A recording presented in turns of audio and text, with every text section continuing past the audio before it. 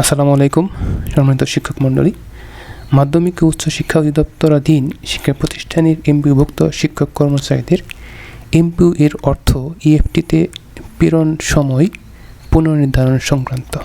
অর্থাৎ আপনারা জানেন ইতিপূর্বে ইএফটিতে বেতন আসার কারণে আমাদের এমপিওতে বেশ কিছু ভুল পরিলক্ষিত হয়েছে, যা সংশোধন করার জন্য যথারীতি নিয়মের বাইরে, অর্থাৎ গতানুগতিক যেভাবে আমরা এমপিও অ্যাপ্লিকেশন করি ওই তারিখের বাইরে একটা শিডিউল করেছিল, যেখানে বলা হয়েছিল যে এমপিওর কারেকশন করতে হবে এবং কারেকশনের সময় দিয়েছিল হচ্ছে 6 তারিখ। আপনারা জানেন প্রতিষ্ঠান প্রদান কর্তৃক আবেদনের সর্বশেষ তারিখ হচ্ছে 6 তারিখ, যেটা আগামীকালই শেষ হয়ে যাবে এরকমটাই ছিল, এবং উপজেলা হতে অগ্রগণের সর্বশেষ তারিখ ছিল হচ্ছে 11 তারিখ।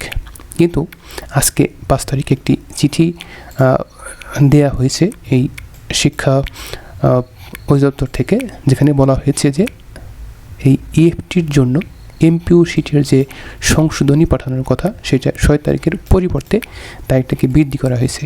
বৃদ্ধি করে সেটাকে এখন দেওয়া হয়েছে হচ্ছে আপনার প্রতিষ্ঠান প্রধান কর্তৃক আবেদন প্রেরণের সর্বশেষ তারিখ হচ্ছে 20 তারিখ, অর্থাৎ 20শে মার্চ, এবং উপজেলা হতে অগ্রগণের সর্বশেষ তারিখ হচ্ছে 30শে মার্চ, এবং জেলা হতে অগ্রগণের তারিখ হচ্ছে 10ই এপ্রিল।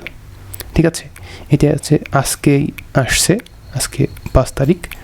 এখানে এই তারিখটি দিয়ে একটি চিঠি শো করা হয়েছে। তো যারা এখন পর্যন্ত এমপিও কারেকশনের জন্য আপনারা সাবমিট করতে পারেন না বিভিন্ন কারণবশত, তারা টেনশনের কিছু নেই। আপনি 20 তারিখের মধ্যে এই এমপিও কারেকশনের জন্য অ্যাপ্লাই করলে কাজটি হয়ে যাবে।